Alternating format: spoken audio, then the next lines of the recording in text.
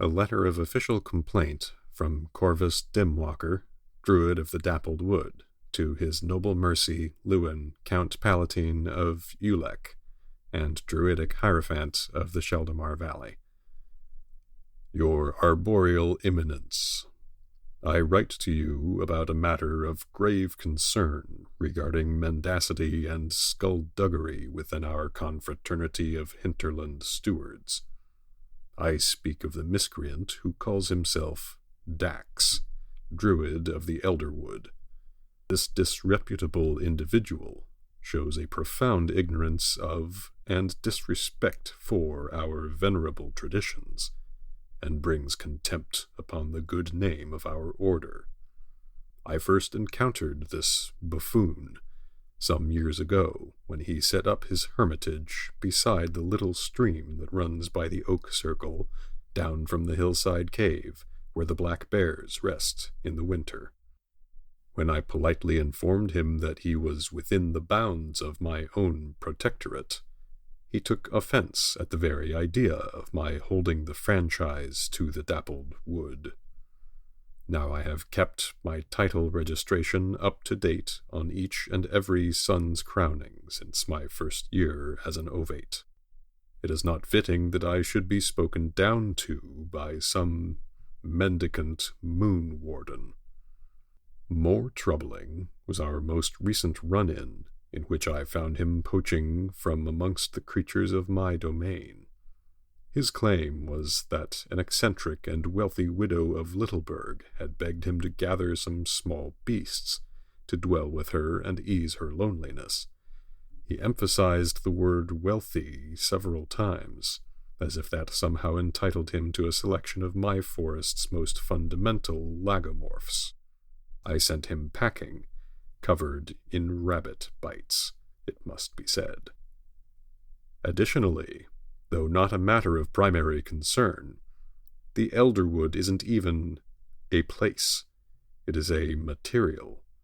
What does his alleged title mean, that he presides over all Elderwood everywhere? Preposterous. This contemptible jackanape must be stopped. I humbly request that you strip him of his rank at once, and disseminate an official notice throughout the land that he is unwelcome in any woodland, mountain, hillside, river, lake, coastline, prairie, desert, or open sea. With thanks for your speedy attention, Corvus Dimwalker, Steward of the Dappled Wood.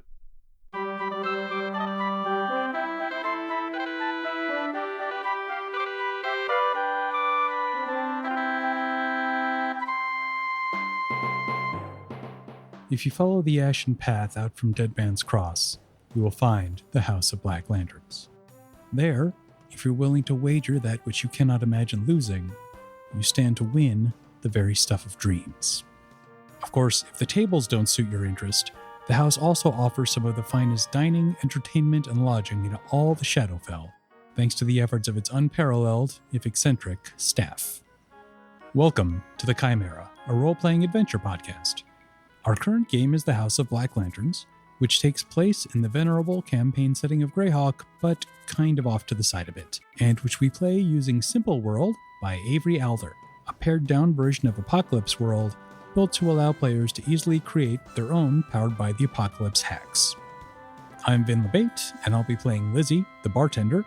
Joining me this week are Jeffrey Bard as Pix the Bellhop, Kacey Smith as Elodia, the entertainer, Braden Lamb as Zani, the concierge, and Kelly Wiseman-Asbruth Jackson, the game master. Now, let's get started. So now I would like to find a volunteer to do some sort of a recap of where we are in our ongoing story of the House of Black Lanterns. Where are we? Where are we? And it's probably best to just do that as a rundown of guests. Sure. That might make the most sense. So we have our two creepy twins who I'm going to say one of us has probably asked or gotten the names of at some point in the downtime. Whether that has worked or not, we can sort out, but they've just been sort of floating around being creepy. Mhm. Correct. And playing slightly mysterious card games. We have the representatives of the August Depository, who are two big ogre magi who have been trying to order lungfish for dinner, and there seems to be some significance to that, but it always fails. The lungfish always gets destroyed in some way or never shows up. And they also have a conflict with Grimdark Mountbatten V. Is that correct? Yes. That's what I have. Who Just is from my notes. a tabaxi who lives up to his name. He is spiky, kind of a mercenary thief type. He stole something from them. In the last adventure, we sorted out possession of it. I don't know if we ever 100% nailed whether that was actually what he's in town for or not. Well, either way, he left. Right. So he's out. Yep. Let's see. We have Crimson Rose, who is a pregnant circus performer who is clearly trying to lay low and stay safe for some reason. Yep. We had figured it was from GMV, but apparently it is not. Mm-hmm. There is a dwarven regular whose name... Eberk Torbera. Eberk Torbera. Oh. Well done. Who's just sort of about. And then the recently departed Jax Andretta. Yes. Artist in residence who has taken the craft a little too far. Is that everything? Those are the notables. Last episode, I accidentally shot down a pterodactyl that was apparently carrying some kind of object Undead that is of pterodactyl. interest. Yes. Yep. Undead pterodactyl carrying 4 glowing eggs in a net. Which is of some interest to the proprietor. And a ghost horse. And there's a ghost horse present. All right, and we found out, Just is one. it the stable master? Yes. Is the daughter of the proprietor? Sister. Sister of the proprietor? Sister of the Yep. proprietor. They are tieflings. Okay. Or tieflings, Tieflings. if you're nasty. Tieflings. All right. Because they have teeth. Teeth. Sharp teeth. Okay. Because he's been off screen for a little while, I'd like to start with your character, Jeff. Okay. We've sort of established that he's kind of always looking for an angle to some degree. Like, it seems like he doesn't really take a lot of time off exactly, so much as he just transitions from being obviously on duty to, I don't know, like working this scheme or that scheme that's related to how he's going to improve his position in the house. Does that seem fair? Yeah, that's pretty much spot on. Okay. I think the term you're looking for is hustle. Hustle, yes. Charlie Hustle. Yes, hustle is a great word for it. All right, so what's he hustling for right now? What does it look like mid-hustle? So let's see. Right now, he's trying to sort of establish not exactly allies. A lot of times he tries to use people who are staying in the house to further his own ends, right? So that he's tried directly going at the proprietor before and failed many times. And so he tries, he is a dust mephit and he is not large and in charge. He tries to use other people who are large and in charge to accomplish the things that he can't personally. So he has been trying to figure out how to make the lungfish work, kind of bypassing, I can't remember the cook's name. Cadwin.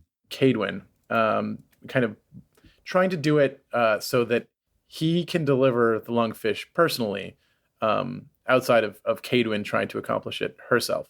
So that's kind of what he's been doing. He's been talking to, yet other people who are staying, trying to figure out a good source of lungfish that he can physically bring to the ogre mages.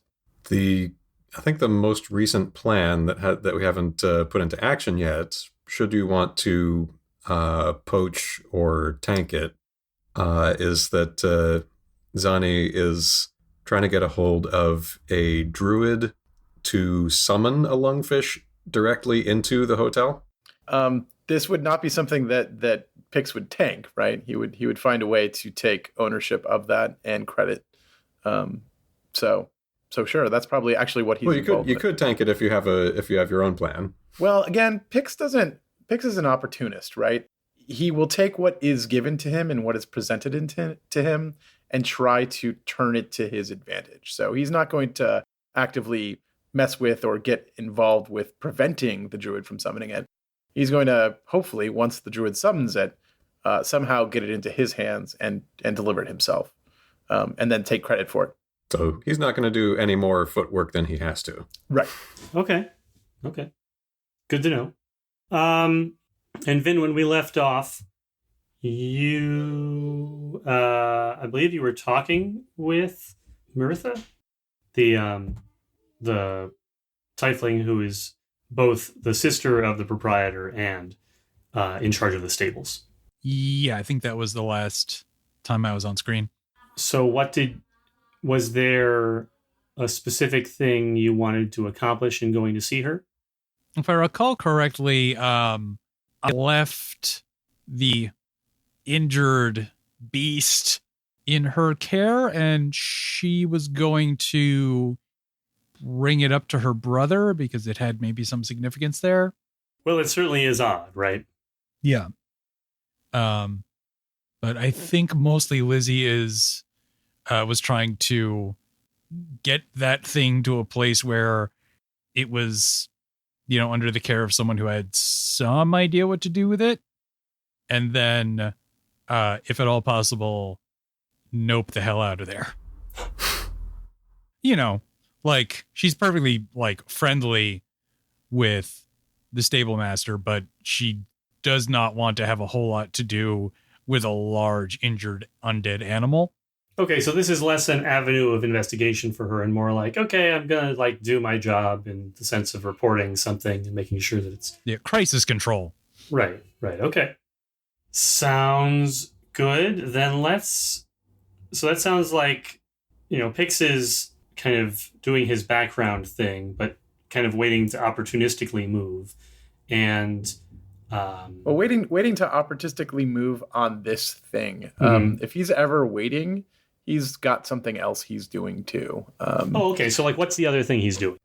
So I would say, let's see. So the buy-in to get the House of Black Lanterns, I'm guessing, is pretty large, and always requires something esoteric, right? So it's not that he needs to come to the table with a bunch of money in hand. It's more that he needs to come to the table with a bunch of interesting things that have history or somehow are important, right? I think that a long time of watching the house change hands several times would suggest that yes. So the most obvious way probably would be to convince the current proprietor to gamble for it. Right. And that's probably going to take more than just money. There might be other ways that the house could change hands, but that's the most obvious way. I see. Okay. Then what he's doing is he's trying to ingratiate himself to Crimson Rose. I have a feeling that she has something of value to offer the house. Otherwise, she wouldn't be here. And I'm going to try and figure out what that is. But in other words, just trying to be friendly and trying to poke and prod and see if Pix can figure out what it is that the house wants from her. So Crimson Rose spends a fair amount of time in her room, but from time to time, usually once every couple of days, can be found wandering in one of the night gardens, just kind of taking in the foliage and often looking up at the sky and sort of just looking some combination of wistful or concerned or uncertain. Then on one of those nights where I just happen to bump into her, Pix generally knows where most everybody is on the grounds because that's kind of his job. And he is to, help them out with anything that they're, moving or shuffling around or getting from one place to another. So he will, pop himself up on whatever bench that she's sitting on and look up at the sky at the same time as she is and ask, what sky are you seeing tonight? What's up there that you're looking for? I suppose I'm not quite sure. My future, maybe? The future is in the stars, usually. There are people who can tell. I'm not one of them. You know what I see when I look up there? What? I see the abyss. I see all of its levels. And I remember what it was like to live in such an awful, awful place. And I think every day that I'm here at this place, that I can serve such wonderful people and not be chased around by a Balrog. Does sound like you've found a better place for yourself in the world. The house does that. It gives you what you need. I hope you find what you need, Crimson. If you ever need any help finding it, you just let me know. Thank you very much. We'll be dropping things like that every once in a while, trying to get her to trust him and feel like he's some kind of kindred spirit. Even though he's a dust method. Gotcha. Sort of. Just like a slow burn trust building campaign. Right. Well, I think if he's been at it for a while and kind of planting seeds and being patient with it, this particular night, as he turns to leave her to herself, she says, I would like to be able to find a place, a better place for myself, for my child. Do you think you could help me with that? Oh, I can. Tell me, what kind of a place would that be?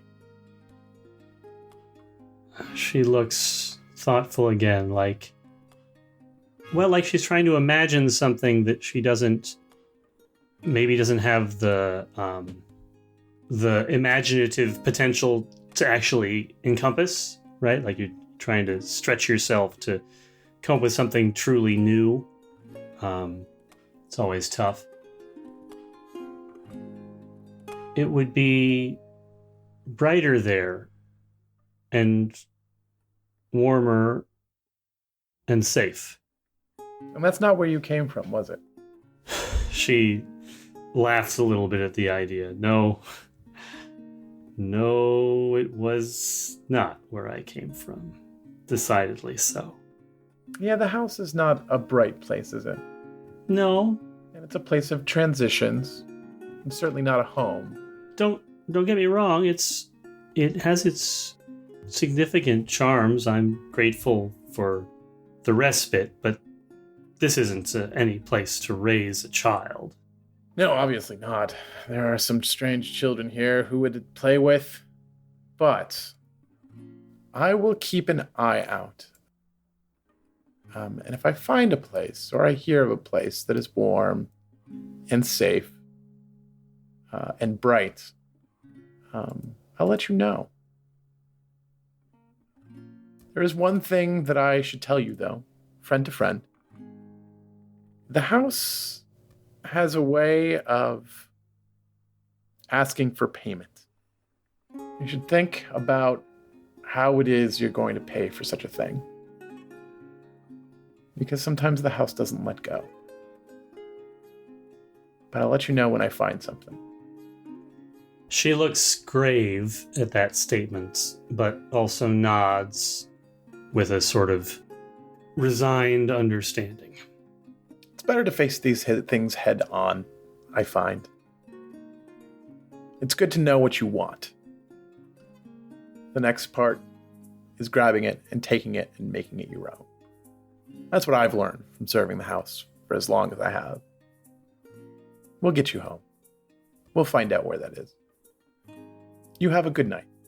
Thank you. You as well.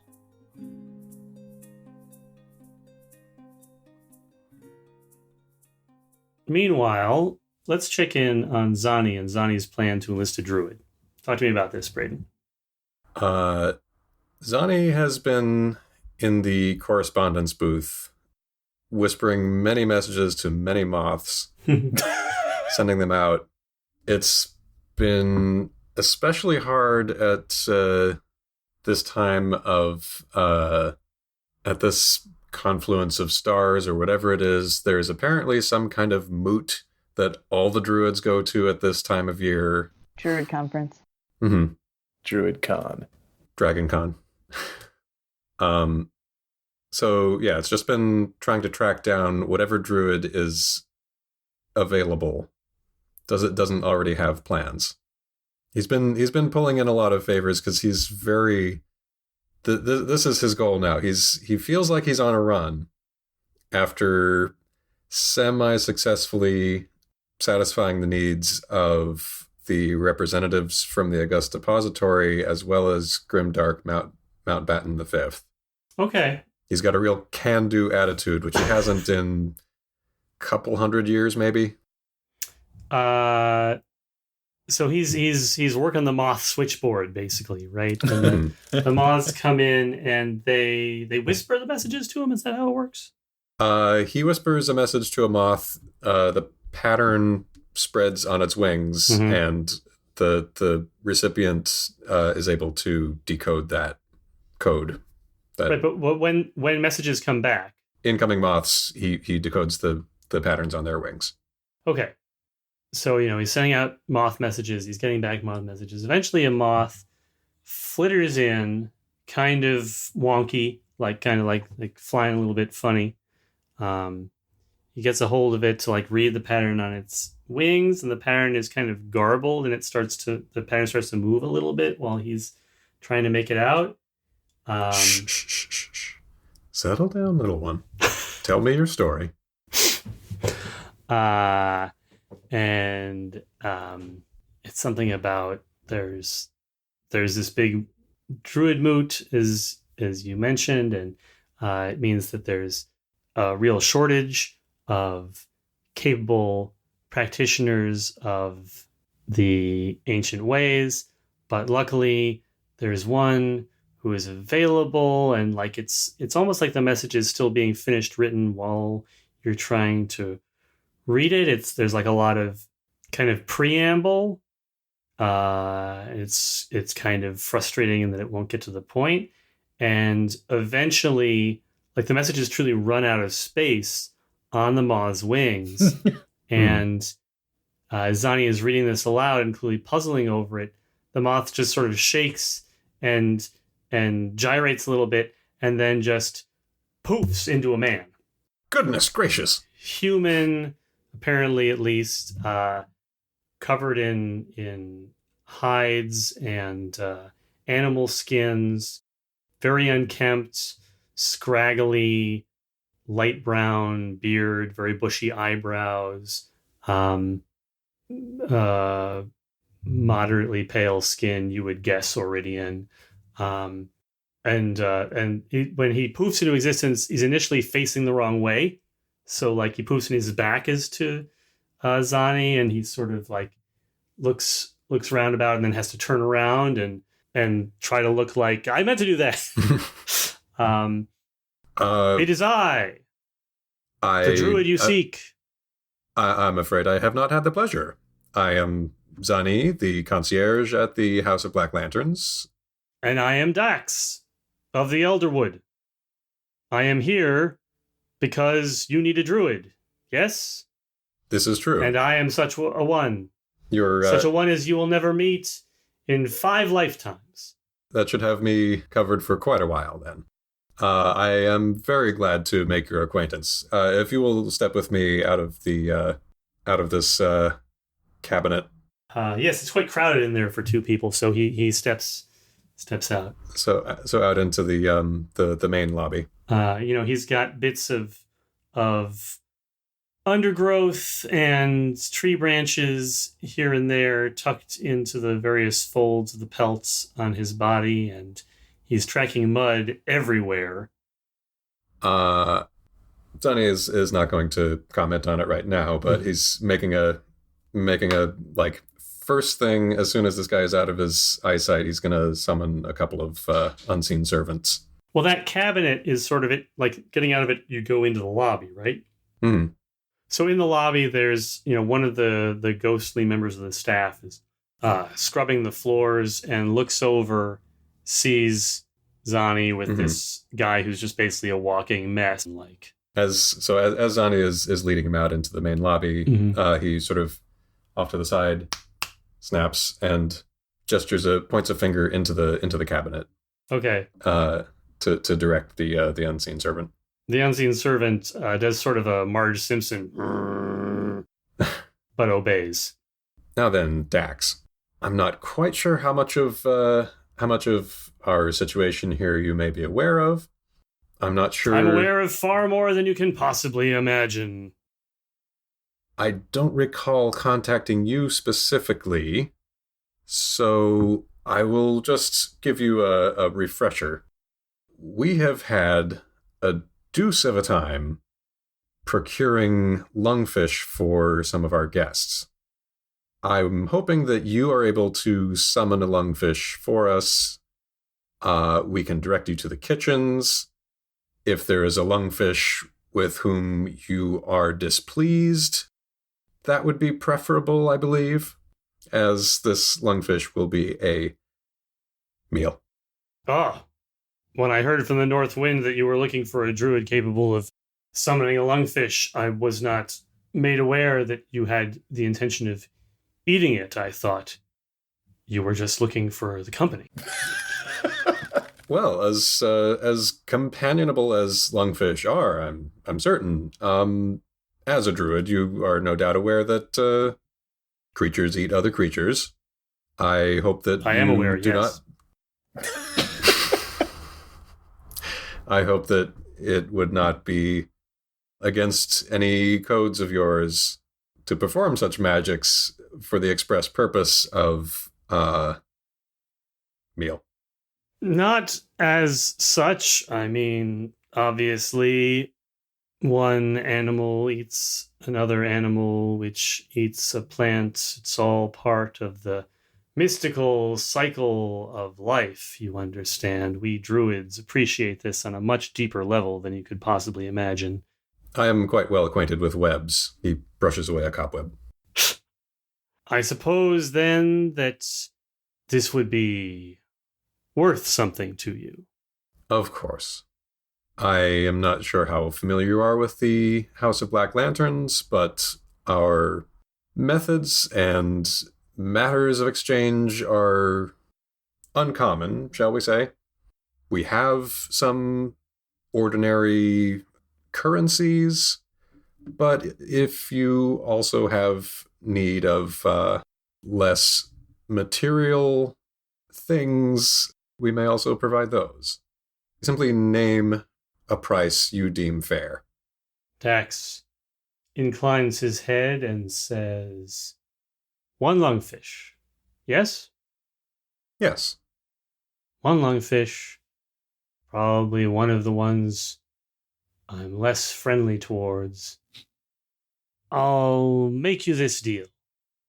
400 gold, and you throw in a night at whatever sort of fancy hotel this is.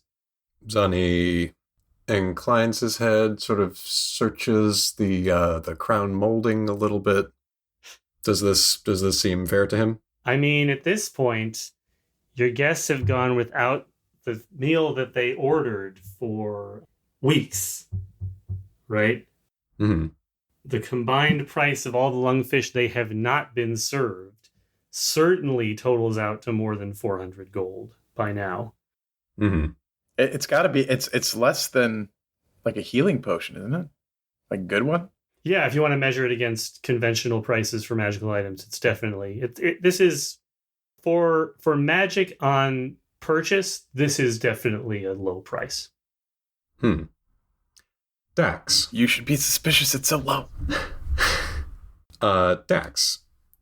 Zani extends his hand to shake. Strange masked man. Welcome. Welcome to the House of Black Lanterns. My name is Zani. He glosses over the fact that he already told him his name. Thank you, strange masked man. Now, why don't you show me to my room? Absolutely. Right this way, Dak. I take it Pix pops up out of nowhere at this. Pix was actually, the camera saw him hiding behind one of the pillars, kind of just listening to what was going on. When the guy said his price and Zani agreed to it, he kind of rubbed his hands together and grinned from ear to ear. He can do that because he's a dust method. Yeah, it's a method. It's like literally from ear to ear. And so he says, Dax, do you have any bags or anything I can help you with? Dax sort of does that thing where you like pat yourself down looking for your keys. Only he opens his cloak, which is really just layers and layers of hide and furs, and starts taking out small woodland animals. Like, here's a rabbit, here's a hedgehog. Like, eventually there's 5 or 6 different small to small medium furry animals that he like keeps sort of handing down to, like, oh yeah, you can take this for me as well, and why don't you? They should be quite at home with you, Pix. Pix tries to find a way to carry all of them. Like, the hedgehog's on his shoulder, the rabbit's probably on his head. He's like got 2 of the more medium-sized ones because he's probably about the same size as them. Like by the scruff, maybe? I don't know. He doesn't know what the like proper etiquette is, but he figures it out. And with a hop and a smile, he says, right this way, sir. I think I've got just the room for you. All right, so half carrying, half herding this little gaggle of, like, right, again, rabbit, hedgehog, squirrel, field mouse. There's probably a marmot in there somewhere. Shows him to his room. Do you have a particular room in mind? Oh, I'm thinking of the Golden Glade room. It's down a couple of halls. It's kind of in the vicinity. I use that term loosely as the ogre mage's room. Finds a door. It's this big sort of really natural cut wood, like unfinished. It's still got some bark on it. He opens it up, and instead of carpet, it's actually like really close cut grass. And there's like a tree with a hammock in there, and the ceiling is painted like a sky, but it also seems to like track the time of day in it. So the colors change. It does look unnatural. Like, it looks like somebody painted it. It's just that the paint changes as the time of day changes. And Pick says, I hope you'll find this room comfortable. Let me know if you need anything.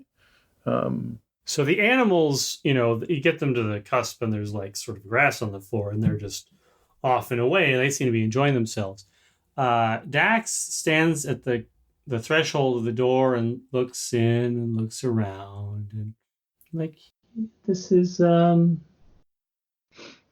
nice. I get it. Druid, nature room. I mean, it's nice. No, it's nice. I'm sorry. Did I catch that wrong? Did you want a different room? I mean, we have different accommodations. Is there something else maybe I could see? What are you looking for? Well, I've heard that this is a very fancy establishment with the sort of thing that folks usually have to go to a city in order to enjoy. I thought that I might.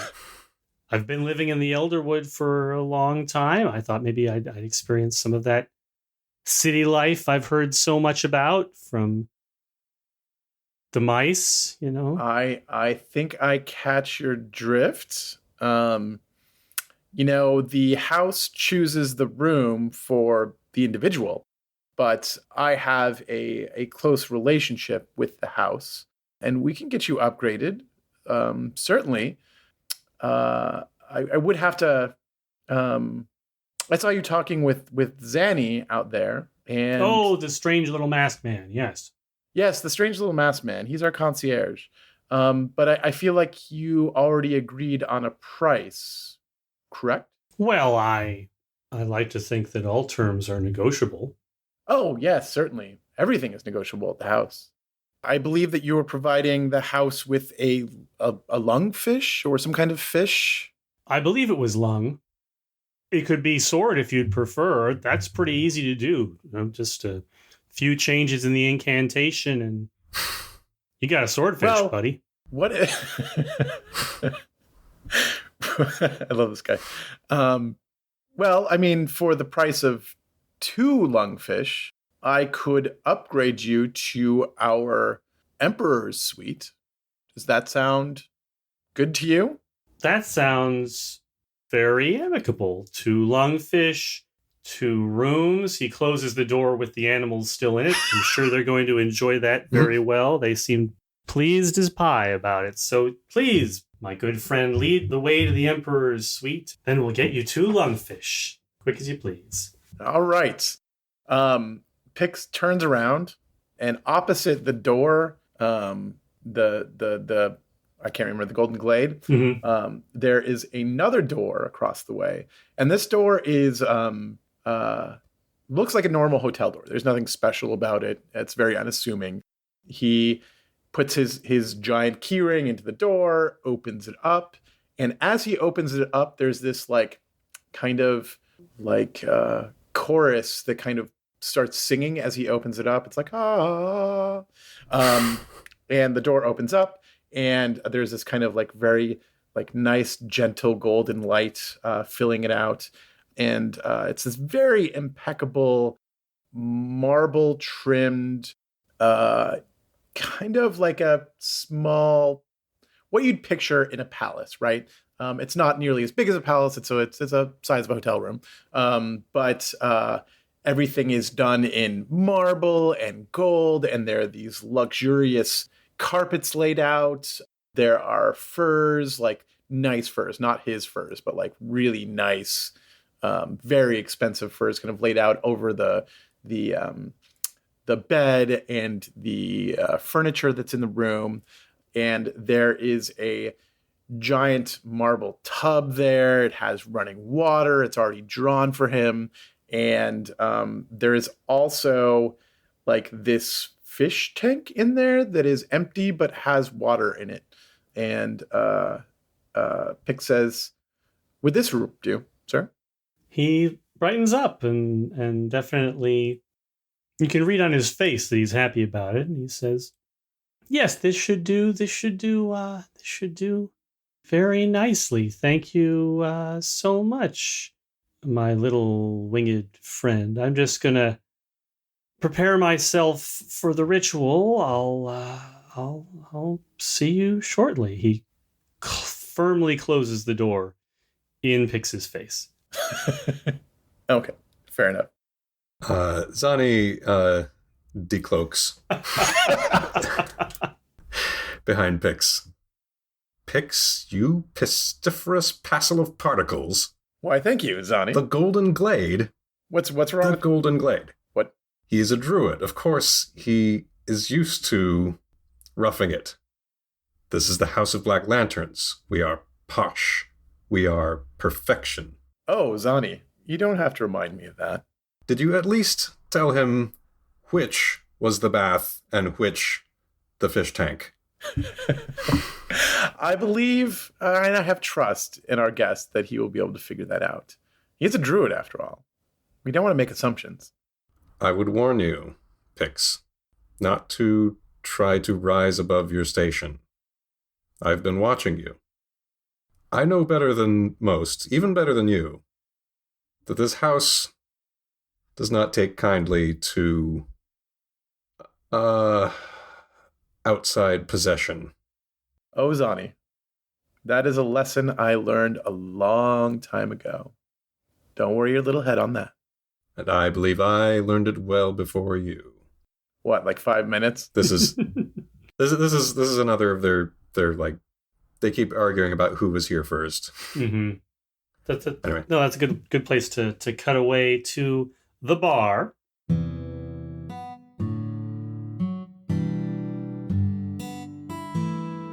Where there are several guests enjoying a cocktail. Right now, there's a few people at tables, but there's a cluster of folks down at the end of the bar sort of on the corner.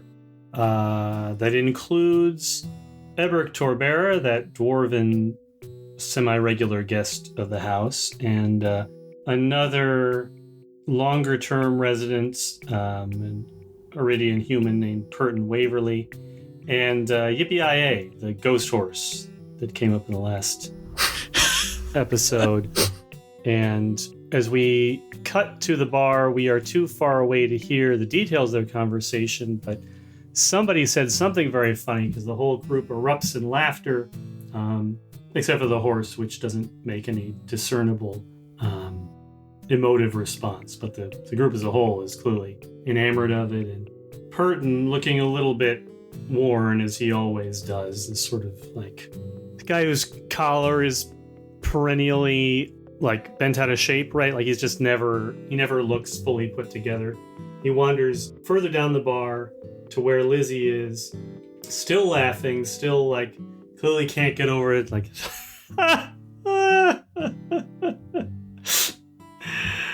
Yippee-I-A is very funny horse. Definitely one of the funnier horses I've had acquaintance with, yeah. Yeah. More like Melf's flaccid arrow. He points back at.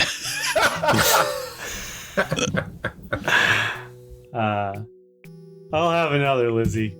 Of course. She pours him a beer, which I suspect is what he's going for.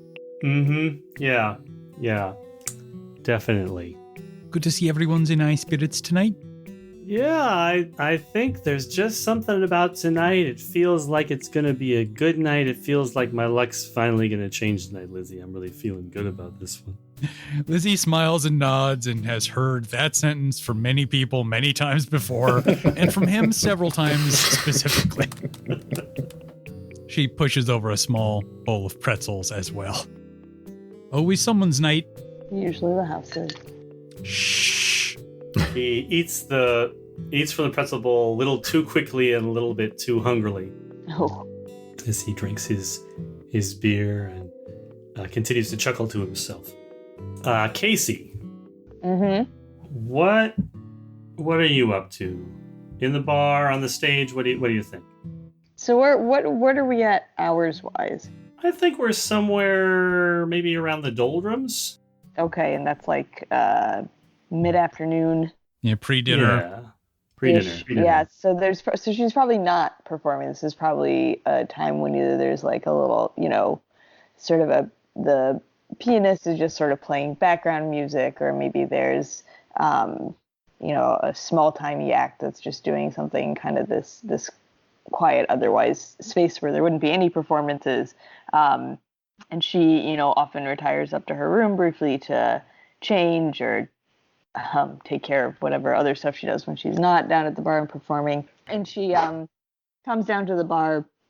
She's got kind of her dressing gown on and, her hair's up and looks like it's getting ready for an evening do, but she's not quite entirely put together yet. And she kind of leans up against the bar and just nods to Lizzie because she'll probably have a tea or something along those lines that she usually gets around this point in the day. Yeah, Lizzie pulls the cup of tea with honey and lemon out from under the bar. Yep. It's sort of Olivia's. It is exactly hot enough. Right. So she has a sip and is kind of just watching the bar and getting a feel for the crowd and the way it's building and, what the evening group may be looking like or maybe shaping up to look like. And so kind of making a little bit of a plan for any revision she wants to make in the show lineup or anything else that she wants to adjust sort of based on what she's seeing and the activity that's going on. Seems like they're in a bit of a mood tonight. Things might get a bit noisy. I don't mind noise. Who's got your eye? Oh, it's all the regulars tonight. You know how they get every so often. Being a bit irregular? Exactly. She kind of smirks because she thinks she's clever, and then she has another sip of tea. I haven't seen Pix around for a while. Have you? No, he's been just long enough to make me nervous. Mm-hmm. And where's Zani? He's usually up at the front, but I don't know. The moth closet was locked, and I haven't seen him for more than a day, I don't think. That I couldn't tell you. I mean, knowing him, probably right behind us. She glances right behind her, just in case. He's not there currently. Doesn't see Zani, but Pix is kind of walking up to the bar. Oh, Pix. We were just talking about you. All good things, I hope. Of course. Always. And what have you been up to with your fine self? Oh, nothing, this and that, helping guests to their room, cleaning up after animals. Animals? Is the ghost horse, I didn't realize No, ghost he horse doesn't. did that. Did he make a boo-boo? No. There was a druid who checked in not too long ago, and you know how they are. They have all their friends. Do they? A druid? Interesting. Yeah, I wouldn't be surprised if we see him down here sometime soon. He seems to be a fish out of water, so to speak. Why did you say that like it meant something? You'll get a sense. I want to leave it as a surprise. When did you meet this guy? He's kind of a trip. That's about the least comforting thing anyone's ever told me here. Nah. It's got to be one of those things you see for yourself. I'm not going to do it justice. Can I get something for you, Pix? You can give me one of those green things you sling so well. Certainly. The green sling thing. Yeah, the green sling thing. But when you see this guy, he's probably going to order something super fancy. Make sure you put a lot of alcohol in it. Will do. She does a sort of a full-on cocktail maneuver, spinning shaker, pours Pix a warmly glowing drink that is, some mix of whiskey and simple syrup and ectoplasm. Just how I like it. Slides it over. Tastes like Ecto Cooler. He picks it up, sips at it, puts it down. Anything happening tonight? I don't know. They're all in high spirits. Seems like you got something possibly in the works. Oh, I'm just excited to see Lungfish Mark 10. I really want to see what happens this time. I'm gonna roll for that. I am using my ability to attempt to make Pix answer a question. Okay. So that is plus charm. That's a 9. Well, the lungfish problem, I think we might have a solution here real soon. This druid's going to summon one. Zanny got him to do that much. But if something happens to that lungfish, he's going to do another one. He's going to do it for me. Oh. There's a second fish, she says, glancing at Elodia. Should we be placing bets on this or anything? I kind of have a feeling this is going to be a good one. No, don't place any bets. I've learned not to wager on anything in here, but I bet the horse would give you good odds. Never bet on a ghost horse. I learned that lesson. Unpleasantly. Oh yeah, who was the pit boss? It was some kind of the Krakenstrix. Right. She might be looking to make up some losses after I failed to cut the house in on the previous deal. All right, so Pix has his drink. The three of you have exchanged some points of conversation.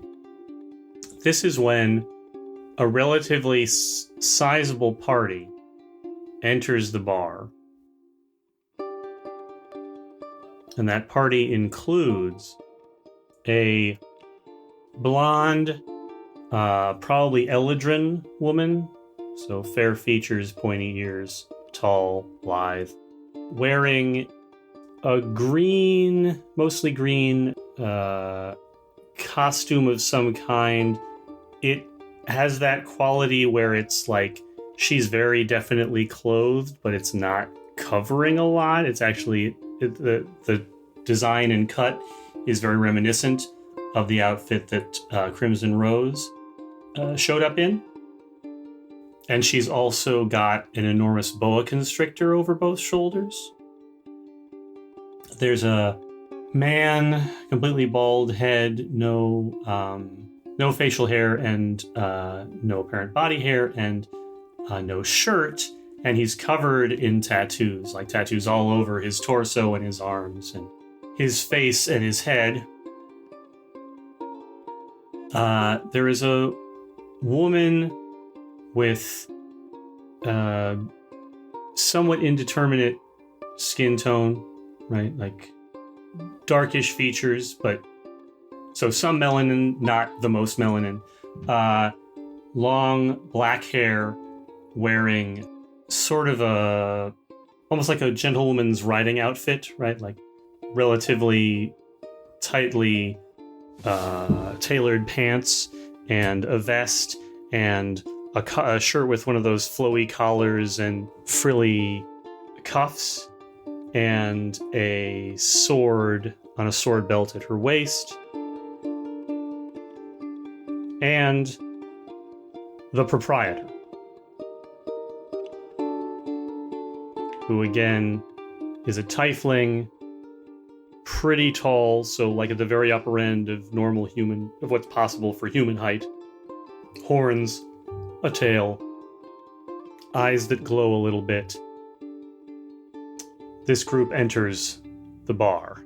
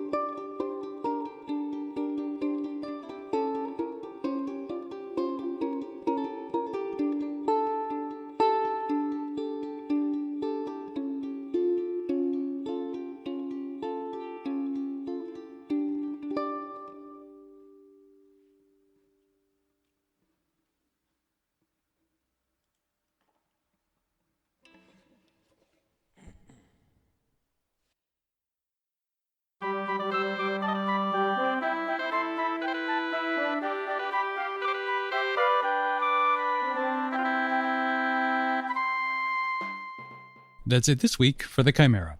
Our theme music is Hoof, Heart, and Hiss by Matt Weber. You can find a link to more of Matt's work and any other music used in this episode in the show notes. You can support the show by going to patreon.com/chimerapod, or by leaving us a rating on your favorite podcast app, or just by telling a friend. We'll be back with a new episode in 2 weeks, but if you want to see what we're up to in the meantime, you can find us online at thechimera.space or on Twitter or Facebook at ChimeraPod. Thanks for listening.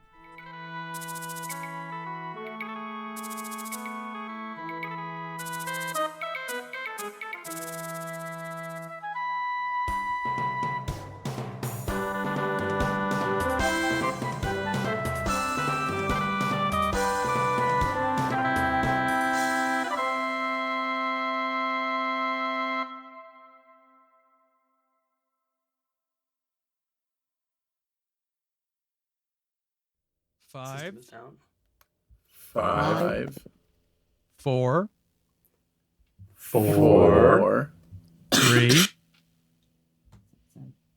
3, three, 2, two, 1.